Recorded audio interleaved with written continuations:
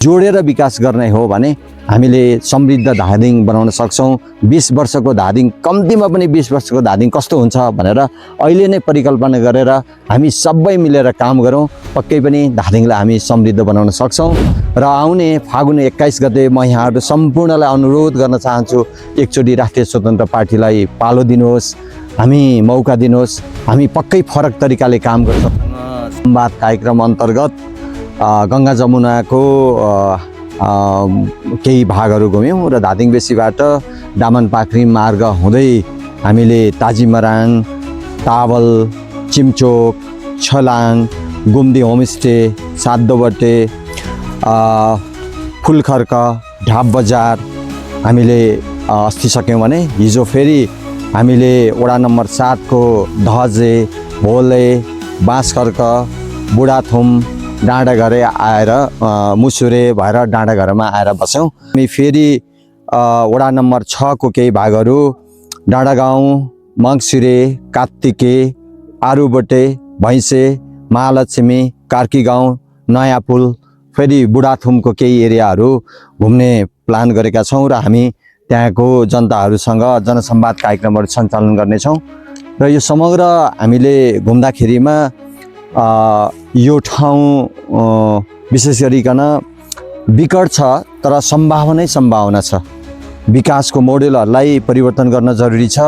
विकासलाई एउटा पालिका, एउटा ठाउँ विशेषमा भन्दा पनि हामीले धादिङ बेसीको सुक्दै गएको बजारलाई रुबी भ्यालीको पर्यटनसँग जोड्न जरुरी छ र पूर्वाधार विकासबाट पनि हामीले विभिन्न ठाउँलाई जोड्न जरुरी छ।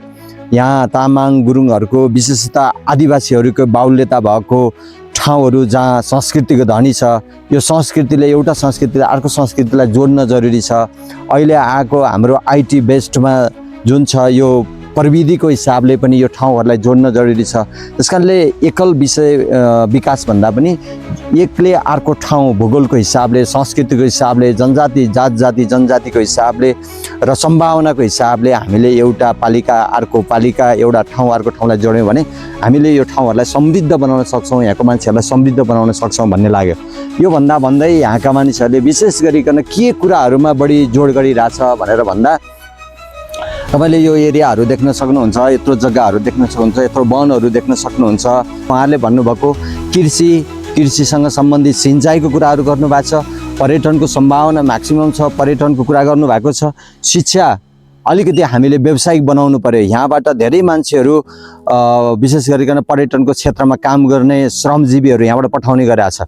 उनीहरूलाई हामीले स्थानीय तहको शिक्षा चाहिँ पर्यटनसँग जोडेर दिन सकियो भनेदेखि त्यो अझ बढी प्रभावकारी हुन सक्छ भन्ने कुरा आएको छ। स्वास्थ्यलाई कसरी सर्वसुलभ बनाउने, एम्बुलेन्सहरू राम्रो, यो कच्ची बाटोमा गुड्ने एम्बुलेन्सहरू राम्रो खालको कसरी ल्याउने भन्ने कुरा पनि त्यति महत्त्वपूर्ण छ।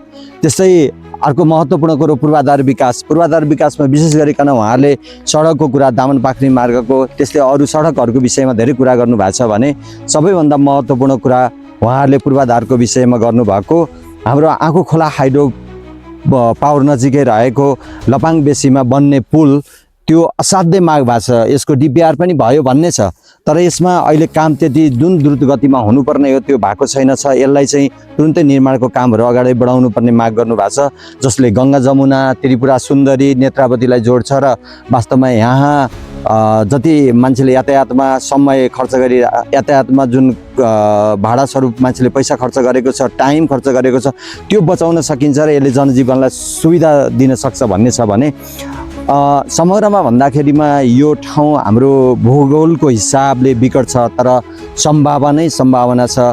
यो सम्भावनालाई हामीले अलिकति फरक तरिकाले योजना बनाउने, रणनीतिहरू बनाउने, जोडेर विकास गर्ने हो भने हामीले समृद्ध धादिङ बनाउन सक्छौँ। 20 वर्षको धादिङ, कम्तीमा पनि 20 वर्षको धादिङ कस्तो हुन्छ भनेर अहिले नै परिकल्पना गरेर हामी सबै मिलेर काम गरौँ।